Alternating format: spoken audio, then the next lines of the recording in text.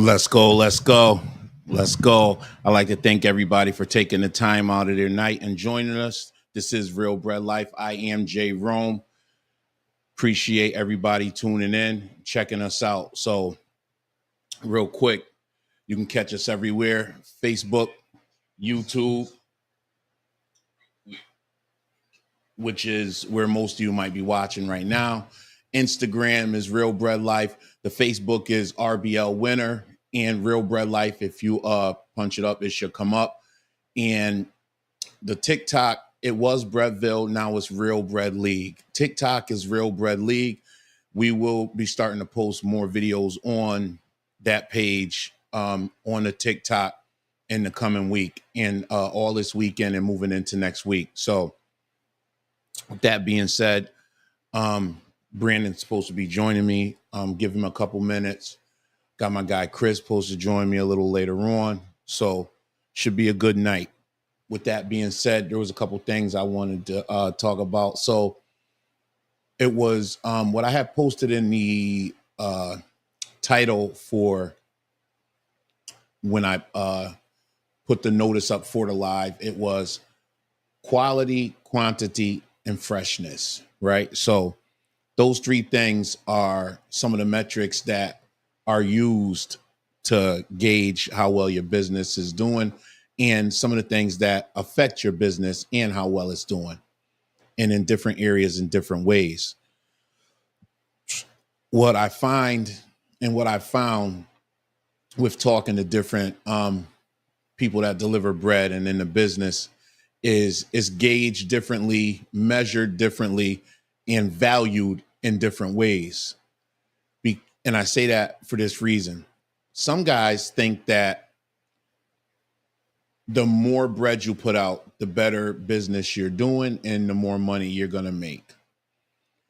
And I can't speak for everyone, but I know for me, that's not the case over the years. The more bread that I've put out at times did not equal more money that was made over that period of time when I was pumping the bread out heavy, right? So other guys would say that the freshness is the main thing. And I want to be clear, freshness matters. Of course, we are in the bread business. People want fresh product. Freshness does matter. But within that realm, in that range of freshness mattering, which, if that's even a word, freshness mattering. But when we focus on the freshness matter issue, or that metric you want to use, or gauge your sales or business with the freshness, we'll look at it in this way. We use the dates to pull the bread.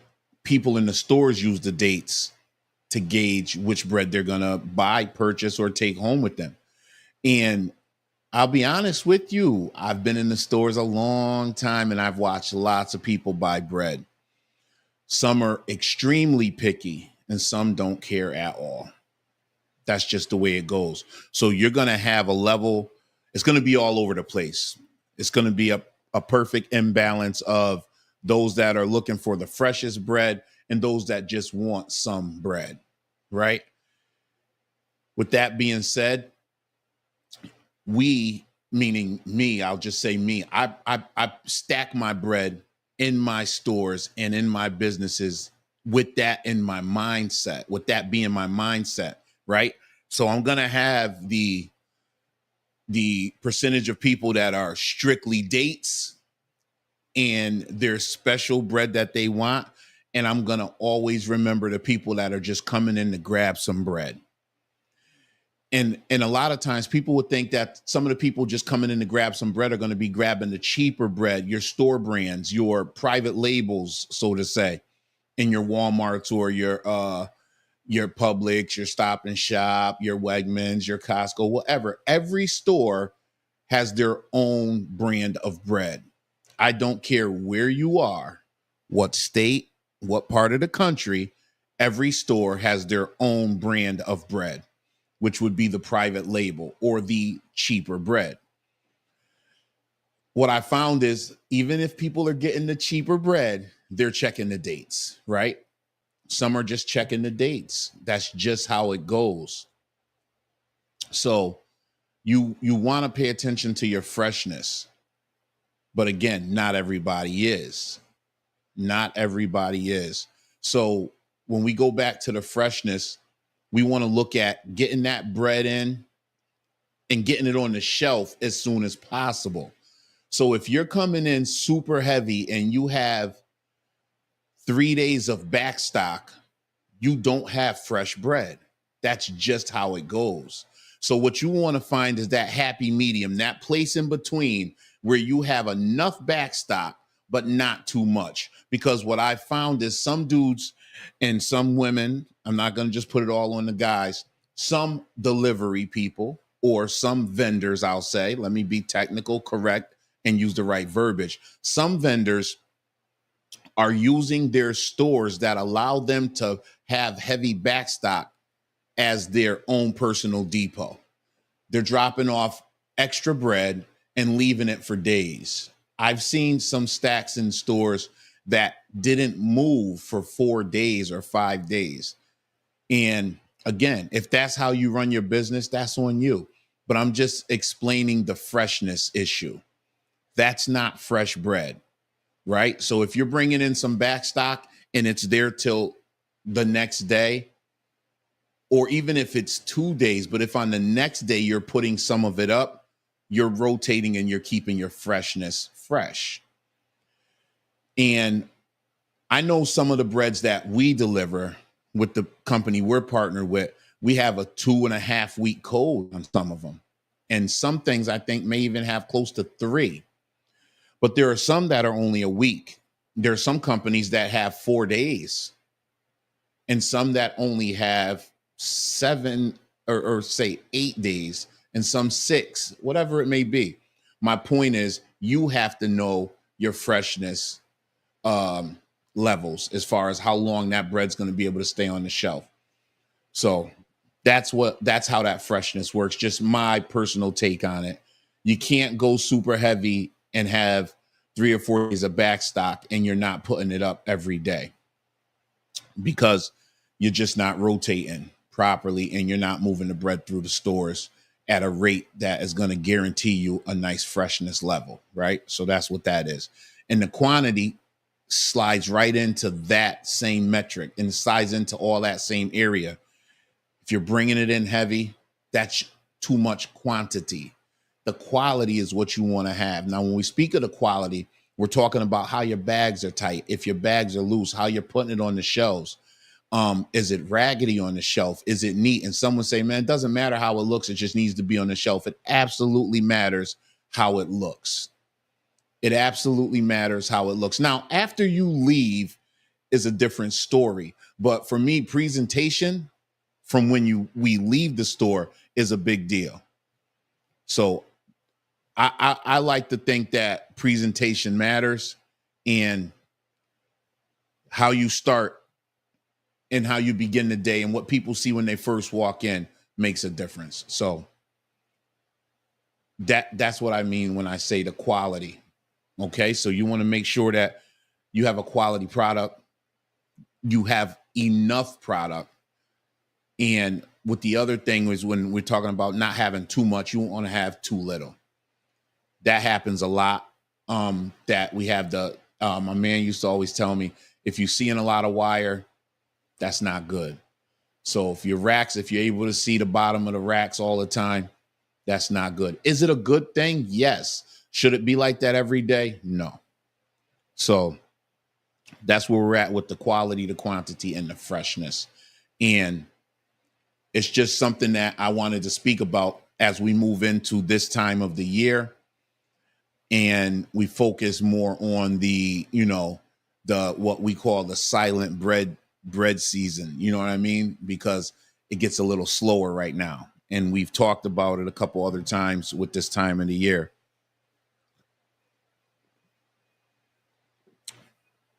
Excuse me. So when it starts to slow down, that's when we make that adjustment. That's when we figure out, how we want to get that rhythm of not having over backstock and not having wire showing on our shelves. And just to be clear, we're still working with the team theme for the rest of the month. And I decided to go team RBL today. So we're going with Team Real Bread Life. I wanted to take it back and represent Team Us. Okay. So week one, I went with the Eagles background and the Norfolk State shirt. Last week I rocked my Yankees fitted, and I just wanted to keep with the theme I had on my Hokies shirt because I went Virginia Tech. Always gonna rep. I'm always gonna rep Michael Vick. I think he's one of the greatest quarterbacks of the generation that he was in. I'll say it like that. One of the greatest quarterbacks from the generation that he was in. And he was in that generation with Aaron Rodgers, with Tom Brady, with Drew Brees, and never won a Super Bowl, but he was definitely worth the price of admission every time he stepped onto the field. So, and again, one of the reasons why I always rep him is because although he was the superstar on every team he was on, he helped the other stars on the team shine. So he was a motivator and inspiration for those around him, and he knew how to bring guys together. He was one of those dudes that you wanted to play with, you wanted to go harder on the field for, and that's one of the things that I liked about him, still do like about him, and I love what he's doing right now, taking it back to his home state and repping one of my favorite parts of Virginia. I also stay in this mode of team us and not just me, it's we. And I like to think that this is the realization for everyone to figure out where their team is, how they can make their team stronger, and if things aren't going good, to reevaluate and reassess their team. Okay? So, like I said, stick with the theme. I just wanted to mention it. This is not sports casting. This is not one of those things. Although I like to watch a few games here and there myself. Not my main focus anymore. I'd rather be coaching the kids right now to prepare them for their journey into the sports and just in life. Because I always believed that if you're coaching kids in sports, and if you're coaching in general, whether it's adolescents or young men, young women, anybody, it's more than just a sport. You're preparing people to go into the next step of whatever they're doing, whether they're going further in sports or you're just preparing them for life. So coaching is a very big word to be used, and it's more than just the sport that you're involved in. You're dealing with people's lives, and sometimes we don't think about it in that sense. The way we talk to the kids, the way we talk to the people on the team and the people around us, and not just the children or the kids or the adolescents or the teenagers, whatever it may be, the parents as well.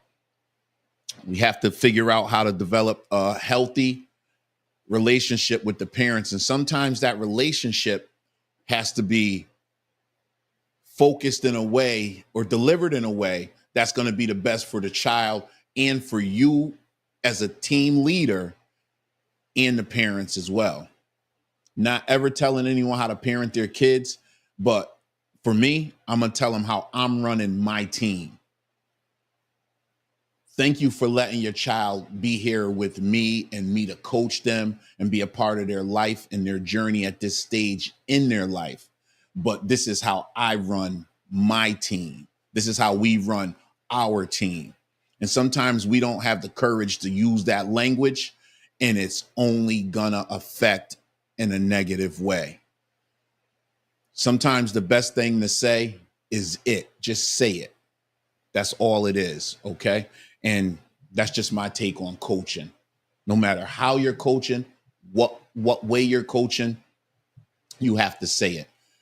And I always say the reason I'm saying it to you is for me as well. I'm reinforcing these things within myself and for me and the people around me and what I'm doing.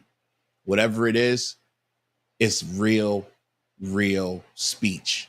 Words matter. So use them. Okay. So with that being said, sticking with the team, we're going to continue to build and have the team mentality.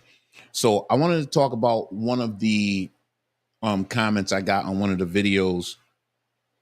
And this video was a little older. It was from a video that we did with, I think it was me and Brandon, and we were talking about understanding the numbers, right? When you're looking at a route evaluation and understanding the numbers and breaking them down. And I got a comment from someone that was so dope. And it was basically what he said was he's been working for 10 years delivering bread. And, looking at, hold on one second. I want to get this right.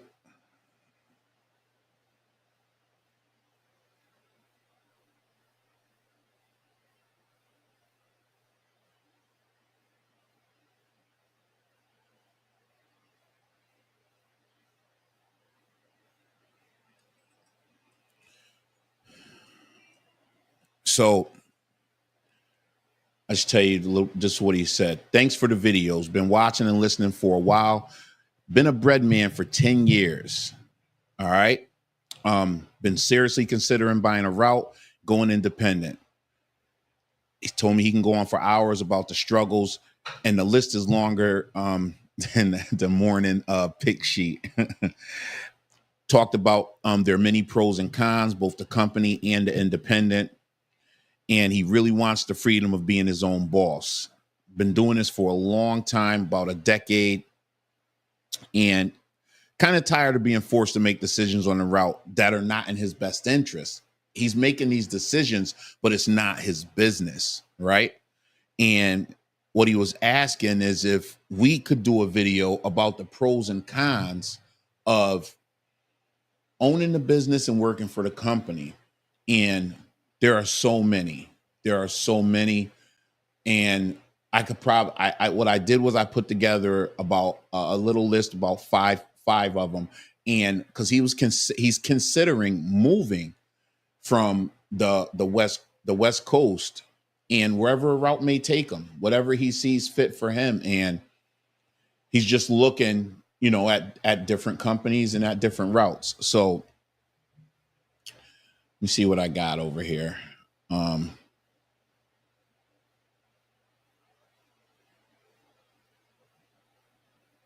See if I can share.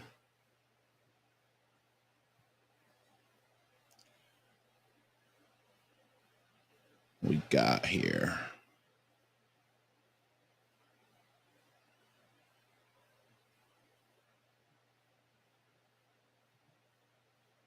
Okay.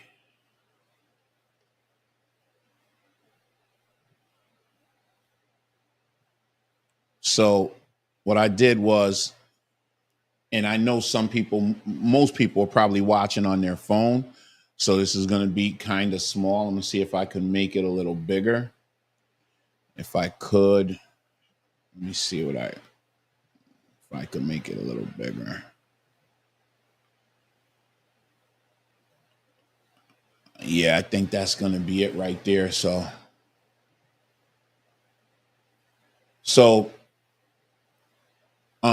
what I did was just, here's the first point is this.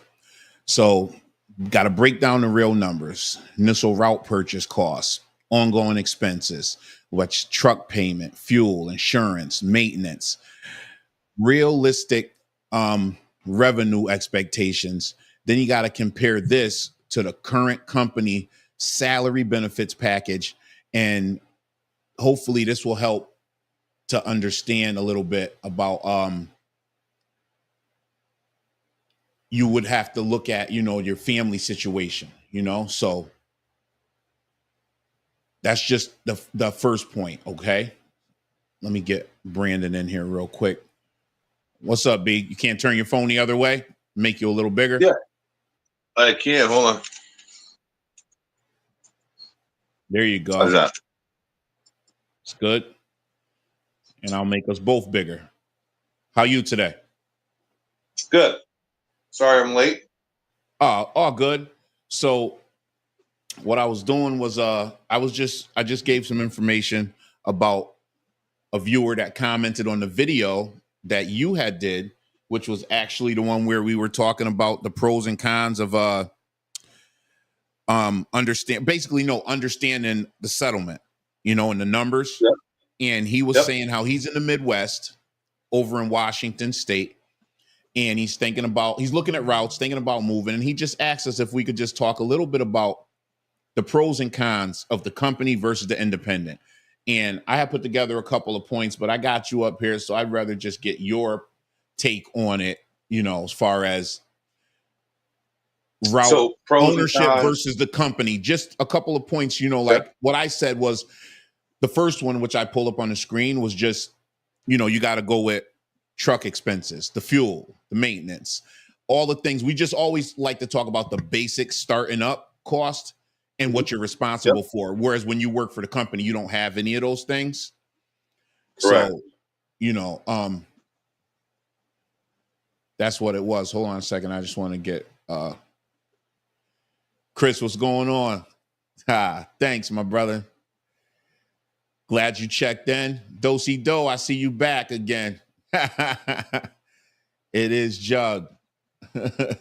So again, that's what it was. He just was company versus route ownership, Okay. And for you over the years, owning as many routes as you have and working for companies, just give us a couple of, what you think are a couple of points as far as, a couple pros and cons. So pros, if you work for a company versus being self-employed, would definitely on top of the list would be health benefits, no truck expenses, no fuel expenses, all the good things that come with a company job. B, hold on. Is your phone volume low? Turn your phone up. You're low. I don't know if the volume's low on your phone. Hold on. It's all the way up. Okay. Hold on. I don't know if it's my location or what. No, you look fine. I can hear you. Maybe it's just because you're sitting back. I don't know, but go ahead. Hold on. Let me turn off a couple things in the background.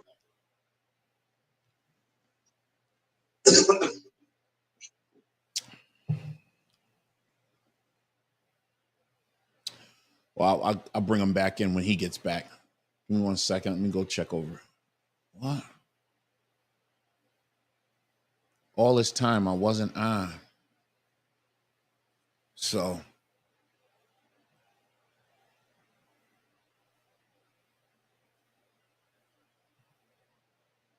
All right.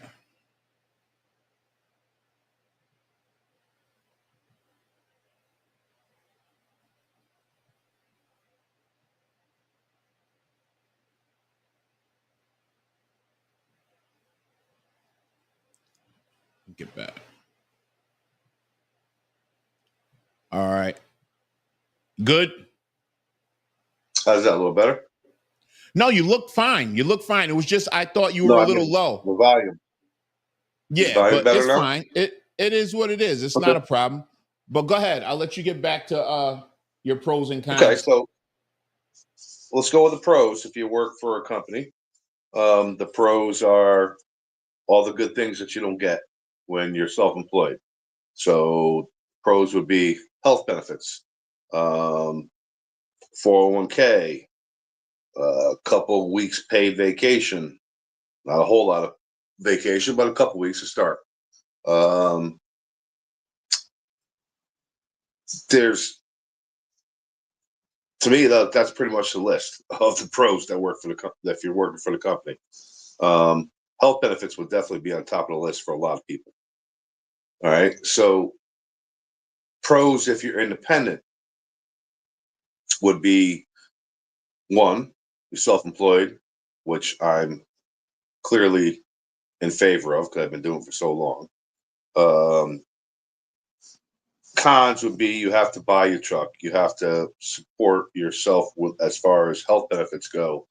401k, you are your own retirement when you're self-employed. But I believe that if you pick the right route and you work your business appropriately, the way you're supposed to work a business that you're self-employed, that the benefits in the long run are better. Yes. There's pros and cons, obviously, working for the company or being self-employed. Me personally, I happen to like being self-employed. I like the freedom of it. I like just owning my own business, but not everybody is cut out to be a business owner. So working for the company where you're making decent money, having health benefits, getting your vacation, having somebody else pay for your truck, pay for your fuel, those are definite advantages. Right. So I agree. I think some of the other things when I start thinking about the company where people, it is good for some people. If you've never worked for a company or a business, and like you said, one of the biggest things, and everyone's going through this. I think a lot of people, I ain't gonna say a lot of people are going through this right now. The insurance, right? Health Insurance, yeah. benefits. You got Yep. kids. If you're married, you're not married. Like we know some guys I know that they're independent owners, but their wife has a job where they're on their insurance, right? And So ideally, that's your best, yeah, case that's kind of scenario. like the pathway that a lot of guys take. And I've known over the years, I've seen guys that started out independent, start working for a company, and their pathway was management. They have a plan to go move up Sure. in the ranks. And I've known guys like they start out in the supermarket, and then they start delivering bread.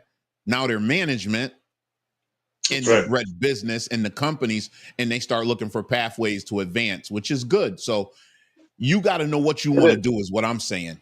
What's your plan? Yeah, You know, you got some of us it's got just to have a fit different your own life. mentality where I don't, and it's no slight to anyone else. I'm not in the discussion of that. I'll never have a boss. I've worked for McDonald's when I started out. I've washed dishes in restaurants. I've worked at many companies and businesses. I've had supervisors and bosses before. Not a Sure. problem. And if there was a job somewhere that was going to pay me the kind of money that I felt I would be okay with having a boss, I'd have one right now. That's right. There That's just right. isn't one right now because I And, currently could just do my own thing in so many different ways that I could just switch up hats and 3 different things for myself, right? And you know what I'm talking absolutely. about because And you that is, you you got on that Boston hat now, but I know you wear a couple other ones. I do, but I wear this one most of the time. But for me, in this business, being self-employed, um, the money, is where it's at. Right. So what it all comes down to. It really does. But We'd be lying if we said it wasn't. absolutely not. Absolutely. But the biggest thing about working for the company, though, again, it's the health benefits, the 401k, not having a truck payment. All those little things. For some people, work out really well. For me, I'd rather make the extra money. I'd rather be my own 401k.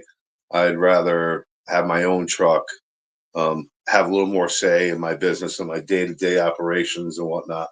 For me, the independent world definitely is better. That's not a one size fits all. That's just me personally. But there are a lot of people out there who are they would love our business, as a whole, but just aren't quite that kind of person that want to own the business. So that's where you're a perfect fit if you were to work for the company, you know? My bad. So everything you're saying is definitely true. And like that's where I was talking with Chris earlier. He's gonna come on in a little while. And I like his vision. He wants to go big because they're like 6 routes in, and he wants to own 100 of them, if at all Yeah, possible. You know what I mean? So absolutely. he's got a whole vision, and I love it. I love what he's talking about. And when you start talking money, just think about it. We know what 2, 3 routes does. Just think 50 or Sure. 100 under one umbrella. That's I mean, conglomerate. You know what I mean? That's it's a great thought. It's a great thing to want to do, but you know, you're only as good as your help. So, right. Well, that's always the number one issue. and that's what, again, that's the conversation, and even with you involved and me and others, that over time, that's the training ground. Because I keep, like I Yep. said, this month, everything, the theme is team. So when you start thinking about building an organization in a dynasty, you got to get the winning team. You know what I mean? So Absolutely. everything comes and starts with the coaches. So I'll tell you a story real quick. And this is just, it's funny you say that.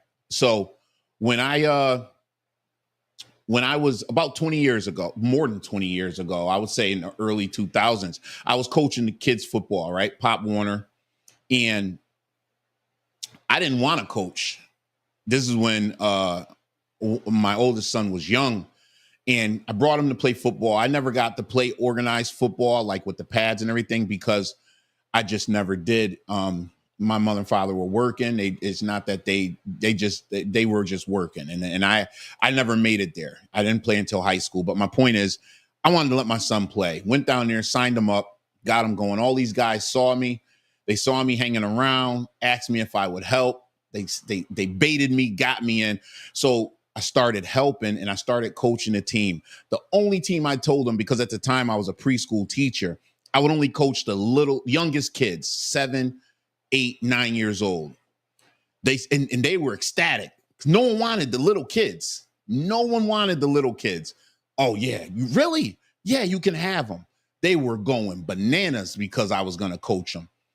But what they didn't understand was I'm the kid guy. I was the kid guy then. So I knew how to talk to the kids. I knew how to talk to the parents, which was the biggest thing, because you got to remember 7 and 8 year olds and 9 year olds are still, these are still someone's babies to them.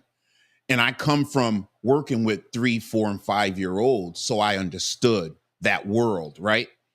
So, but here's where I'm saying this whole story for this reason. I knew I couldn't do it alone. As much as I like kids, work with kids, and understood the game. And again, I want to be clear. I'm not the best X and O coach in any sport. And I've won championships in football and basketball with kids I've coached. And I'm not the best X and O coach. I just know kids. And I'm not trying to break my arm, patting myself on the back.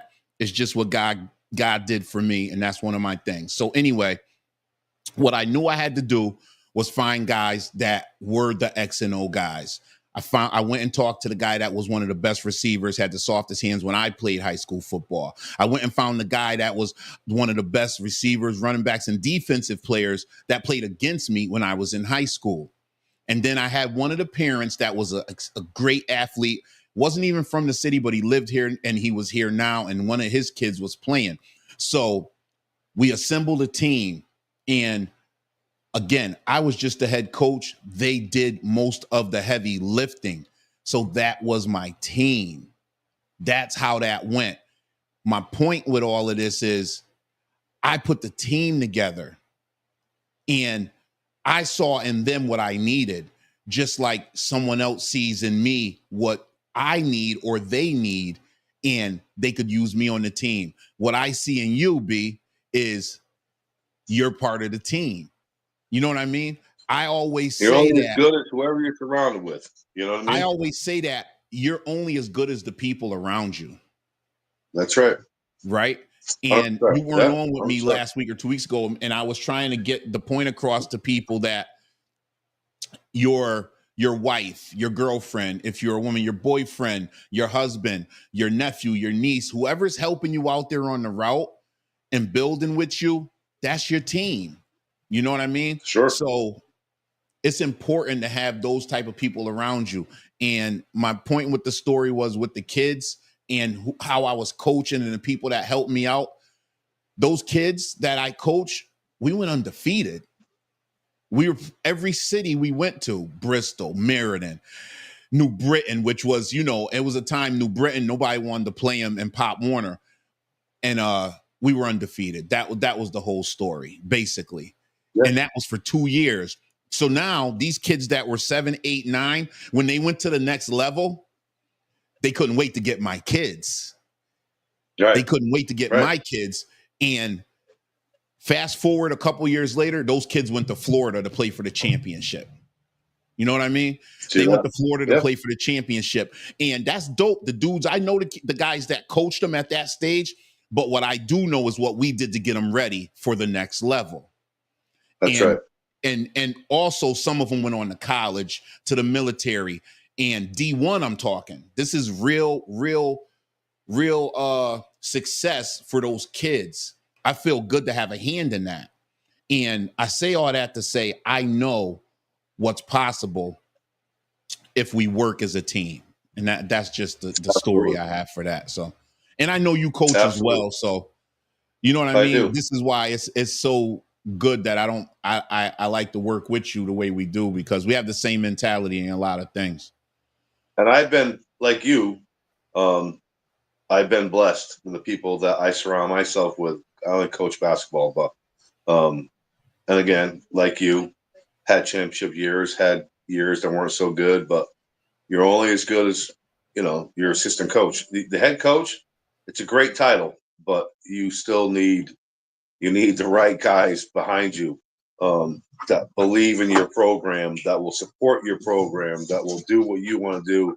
And also, being the head coach, you got to be open-minded, listen to what their point of view is, and then parents being very patient, because that's one of the biggest things about coaching is the parents. They'll make or break you, man.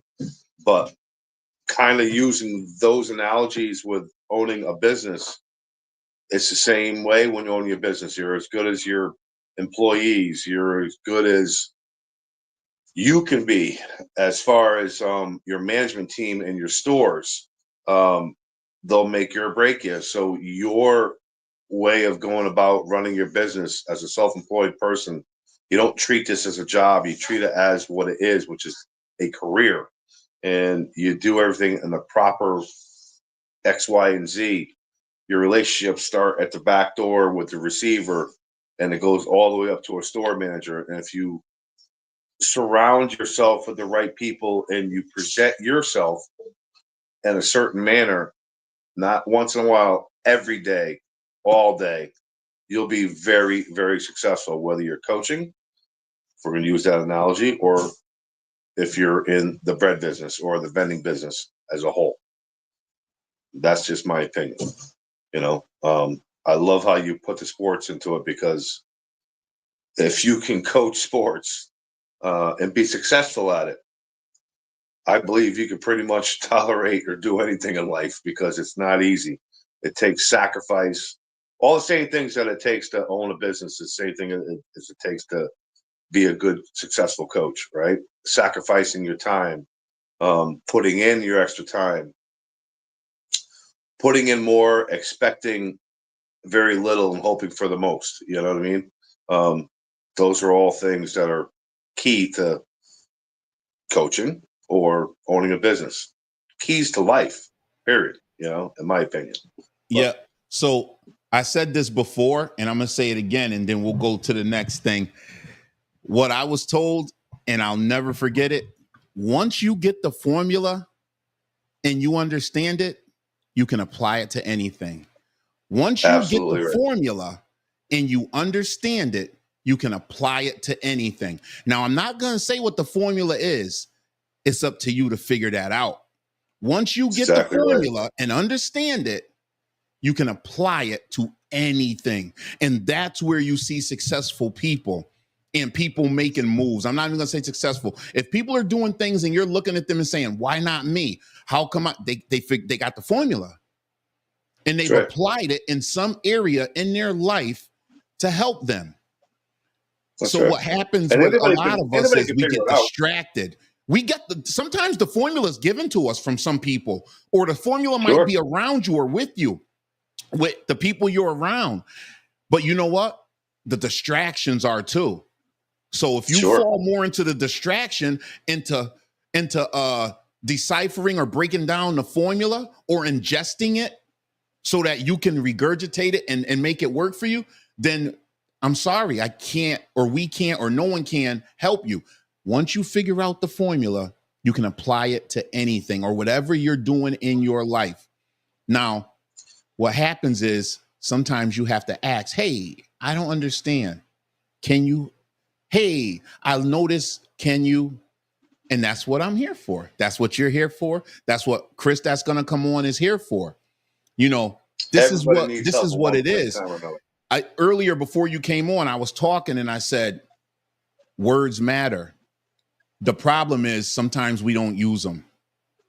And the problem is You're right. sometimes we don't use them the right way. That's In right. anger, it's easy to use words, right? Yeah. And in joy, sometimes it's easy to use words. The problem is when you're not struggling and things aren't hard, you don't say anything. If you're not happy and in a certain place, you don't say anything. That's the middle ground is where we need to figure it out.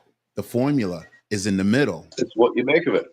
Yes, because what You happens have to want. if somebody gets you irritated and anybody go crazy, you cuss someone out, you're yelling, your steam coming out your ears. Or when you're so happy, you want to hug everyone, you want to share your stuff. But when none of those things are happening, we're not sharing, we're not talking. That's when we need to talk. So That's right. I'm no therapist or no counselor. I'm just an old man who learned some things, and I don't mind sharing them. It took a little while. Chris, But you'll learn if you're after a still on, while. I'm gonna put the thing in the chat. Let you jump in for a little while. Let me know when you're ready. I'll see you in the green room. So, what else I did was I was gonna let you know, but you came on and you had to do your things earlier. I was talking a little bit about the dry season. I'm gonna put it up so you can see it. Give me 1 second. This is my, hold on, share. Give me a second here. Bing, bang, here. Boom. How about that? I know you're on your phone. Yeah, So let's see here. It says RBL Silent Season Bread Route Buyers Blueprint. And what this is, you know, when it gets to be the silent season, you know, it kind of slows down out here. Mm-hmm. And that's when a lot of times, you know, if routes are for sale, what happens is the numbers aren't the same, right? So it's like a buyer beware. You know what I mean? Yep. So just going back to, like, for instance, like how we know the guy that just closed on a route a little while ago. He didn't have to go through this because we were around. You know what I mean? That's right. Yep. So others will, you know, have this thing where it's just a little thing for if you're going to acquire a route, it's just a little blueprint, and I'll show you a page. So it says, while other route buyers retreat during slower seasons, savvy bread route investors advance. The silent season isn't a time to pause. It's when the best route opportunities emerge. Because yeah, exactly. So right there, I'll let you speak a little bit to that. Why is it at this time the best time to buy a route when it's the silent season and it goes, you know, slows down a little bit? So First of all, when you're buying a route, it's obviously based on a 52-week time period. So, and I'm just going to make up math. If you're bought a route that averages $10,000 a week, you're going to have what you say, or all of us say, a silent period. It's based on that number is based on a 52-week average. So you're going to have weeks where you do 12,000. You're going to have weeks that you do 9,000. You're going to have weeks you do 8,000. You have weeks you do 14,000. It's all about the long term, the long run, the 52-week average. What is that route going to do for you? Here's what I say when it comes to slow times of year. It all depends on where you live, because up here in the Northeast, if you're say a Thomas Muffin guy, our busiest time just started September all the way until Memorial Day weekend, right? That's our busiest time. Then it slows down for June, July, and I see August you. in the Give me 1 summertime. minute. Yeah, no, I'm listening to you. Okay. No, I was talking to So Chris. for He's me, in the green room. I just told him I see him. I okay. was letting you finish. So for me, when it comes to the slower time of year, use it to your advantage. That's when you have a little bit more time, right? Your loads are a little bit smaller. Your work day's a little bit shorter.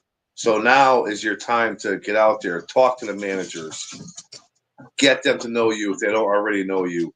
Spend you have a little extra time to clean your shelves, make it look presentable, do all the small things that you don't have time to do when things are busy. This is how you try to turn things around. Get a perfect time to build a relationship with a management, no matter what store it is when it's slower, because you have time. Talk. It's all communication. Get them to know you. Sell yourself. You sell yourself first, you can sell anything on the shelf.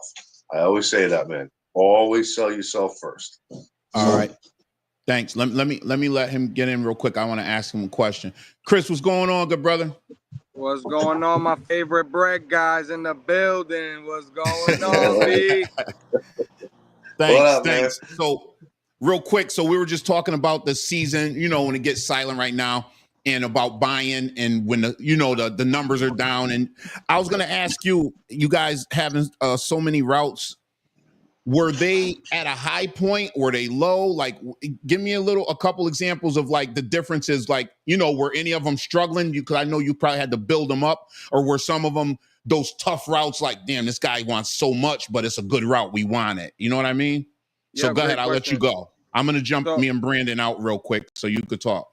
yep. So there's a lot of elements to what he's talking about here, because when it's the news, when you get a new route, you learning from someone who might be retiring, someone who might be an employee of the company. So you're learning the way that they've been running this route for X amount of years. It could be 1 year, it could be 10 years, it could be 30 years. We bought routes at all different levels of that.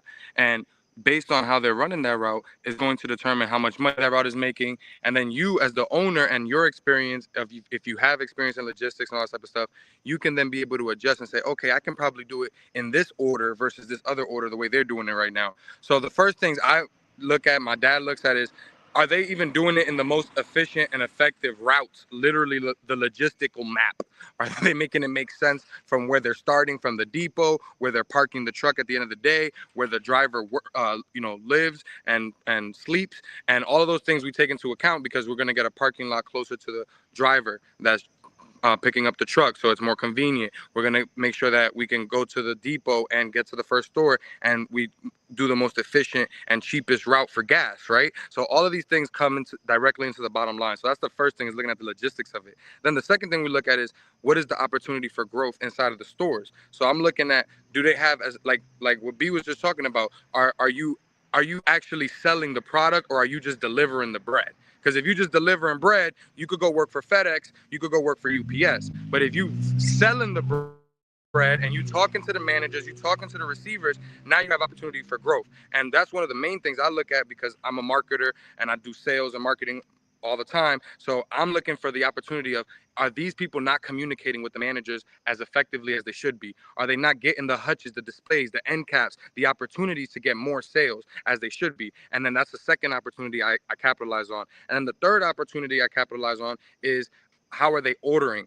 So when I'm doing a bimbo route, for example, I'm gonna go heavy because we don't have stale caps. So we could go in and we could take out 20, 30%, but you flood in the product in the store, and now you're always full, while Wonder Bread or Pepperidge or somebody else is gonna be light. Now in my other routes with flowers, something or pepper or something else, I'm gonna go lighter because they have stale caps. So I end up paying full price if I pass that stale cap. Meaning, if I have a Dave's Killer Bread that's $6.99, the capacity of what I can make on it is about $1, 20, 18 to 20%, right? But the capacity of what I could be charged if I over order, I can pay the full price of the $6.99, and that adds up very, very quickly. So in my flowers routes, I run them a lot leaner and with way lower stales. I want to be at 6% or so. While in my bimbo routes, I'm running them way heavier because it's a different sales process and a sales push that we're doing on different ways. So we're cutting the margins over here so we can take out less sales and increase the products that are having we're selling out of, and then over here we're pumping it of everything so we can try to get as much sales as possible from this other side. So that's the way we try to grow and build and go into this business. Does that make sense? Absolutely. Thanks, man. That's dope. I appreciate that. And it's wild that you said that, because when I first started, before you and Brandon came on, that's what I was talking about, was the quantity, quality, and freshness, which was how I started the live. I don't know if you were on yet, but I started with quantity, quality, and freshness. And I say it all the time, and we've had these discussions, and you just touched on all of it. Because of the different companies, you guys have a stale cap in flowers, there's none in Bimbo. You can go heavy, and depending on what type of route you have, if you're going to move the product, that's what I always say, do it. Because some guys go heavy and have 3, 4, 5 stacks of back stock and never touch it, which I still don't understand. And Brandon knows, because we're in some of the same stores. I don't understand having that much back stock and you're not moving it. But then I know some people, like you said, I have a flowers route and they could go lean, but I mean, there's a lean and empty is two different things, right? 100%. Yeah, But and I put a couple. You Go said ahead. something about any routes that we struggled with and that I did. It's like, I want to remind you, me and my dad been doing the bimbo routes for 20 years. We just got into the flowers routes in the last 6 months. You get what I'm saying? So this Right. has been a huge learning curve for me to go from unlimited stale cap to now I got to get under 10%. You see what I'm saying? So this Yeah. has been a fucking They crazy cuffed journey. you. They cuffed you. You know what I'm saying? It's very, very difficult to figure this out. So I've been literally on a journey. Like I just got, so give you real context. It's real life and what's happening. 4 weeks ago, I started my official, like I start getting charged on my steel caps because now I just finished my 3 months, right? So Yeah, I remember hearing that. Yep. So they 4 weeks ago they told me if they would have charged me for my stales for the first 4 weeks, the ones that I was covered for, I would have end up owing $8,000, guys. Again, I was pushing that product like it was bimbo. I was running 20, 30% sales. You see what I'm saying? They only covered 10%. So the other 20% I was eating. And I was paying full price for the bread. You see what I'm saying? Right. So Yep. once they educated me and they told me, oh, you're gonna pay full price if it's over the 10%, I said, hold up. We gonna take this all the way to the back. And I sent the email to the whole company and said, I am not doing anything. Is gonna go light. Everything's gonna be empty until I figure this ordering stuff out, because I don't understand how y'all even run at 10%, because I've never ran a route like that. So this is Right. literally, and then I just got my sales report. I was under $200. Like, so if I would have gotten 30 loaves more of Dave's Killer Bread, I would have been over and owed the company. You see what I'm saying? Yeah. You just got there. Correct. And this has been me 4 weeks of intensively going to my stores every day, being active, understanding what's selling, what's not, cutting the products that's not, increasing the products that are, working with my employees so they can communicate, so they can order better and all this type of stuff. So it's been a crazy situation, but this is the business. Like B says, this is how you get those margins and you able to make way more money because you paying attention at that level. So I took it as I got to learn how to run my bimbo routes in a better way where it's more efficient and effective, because maybe we don't need to be running at 20-30% and we could still make the same amount of money. Right. And that's where I think, and I've talked about this in the past, my biggest thing was me learning that. It took years. It took me years. I'm not gonna lie to where I'm at now. See, and I put a post up one time with the screenshot of my ion with the numbers, and they thought I was flexing. I'm like, no, I'm happy I figured it out. And I should put a new one up because I was 1 and 2. I'm 22 out of 36 now. It changes because whatever the season changed and I'm going, you know what I mean? You're never gonna be at the top of your game in freshness and growth, as so to say, with the ion. You guys know what I'm talking about. Yep. So yeah, I just got lucky for a little while. I was that guy. But again, the reason why, it was the summer. In my depot, I'm the summer route guy. Yeah. You know what I mean? So, and my route is streamlined to where that's my main objective and my main thing, and I know how to work it. So that was just one thing. But everything you said makes a lot of sense. You said, wait a minute, now let me refocus on the beanbo and bring that down. So that's dope, man. And this is what they need to know. It ain't just putting the bread on the shelf, like Brandon said. And this is the part where guys get a route and they don't have it anymore. Yep. Because they think it's just putting bread on the shelf. And you both said it. Talk to your receiver, talk to your managers, get those hutches, get that extra space. Hey, I see you guys are just fluffing this up with nothing. Can I use it? You know what I'm saying? What I say, speak up, use those words. 100%. That's cool. Yeah, man. It's not your job. It's your career. It's two different things, two entirely different things. Yeah, Treat it as such. I would take it even fun. deeper. It's not your career; it's your family legacy, and it's what you're That's leaving. right. If you're doing this the right way, look at all the bakeries from Arnold himself, Thomas himself. Those families are rich forever off of these products. You get what I'm saying? Like so it's like how much are you willing to sacrifice to get rich forever? Because bread is gonna be selling forever. So it's either you're gonna be making $1 on that forever or you not. You told the story of the Dave Killer guy a few weeks back. You had put the video up. I got the one I'm about to put up for all those guys you just named. And for me, I think it's even wilder because Beanbo has all of these. They've acquired, like the mindset you have is what they did. Yep. Okay, give me Sara Lee. Okay, Arnold. Okay, Freihofer. Okay, Takis. Okay, bang, bang, bang. They just grabbed everything and brought it home. So that's what people don't understand. You know what I mean? We know it's deeper than just the bread. It's way deeper than just the bread. That's why we on here on Real Bread Life, because it's a whole lifestyle. Yeah, my man. Appreciate it. Thank you. All right, gentlemen, I'm gonna let y'all go, man, because I'm out here on the run. But I love seeing y'all always. God bless. Thank you so much, man. I hope to see you soon in person, brother. Peace. All right, man. Thank you. We'll see you. GYB. Go check them out. GYB. Mr. Grow Your Business on Instagram. I think Facebook and TikTok as well. It's my man Chris, Mr. Grow Your Business. Go check him out. Good dude. Yeah, appreciate it. B, I ain't gonna hold you, man. I know it's getting late. I see your eyes getting low. Yeah, I'm tired. I'm tired. Man. Hey, man. Time to end my day. Get yourself some rest because you got to be up at 2.